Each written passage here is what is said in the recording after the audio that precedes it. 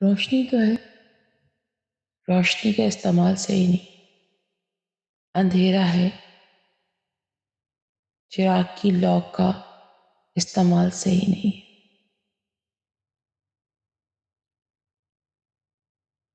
हवा भी आती है झरोखे से, लेकिन हवा में वो जरूर नहीं है।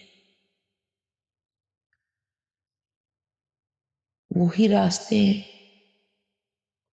वही गलियां हैं, अब उसमें वो रौनक वैसी नहीं है। इतनी जल्दी सब बदल जाता है। सोचती हूँ कभी कभी, वक्त तो सच में ठहरता ही नहीं।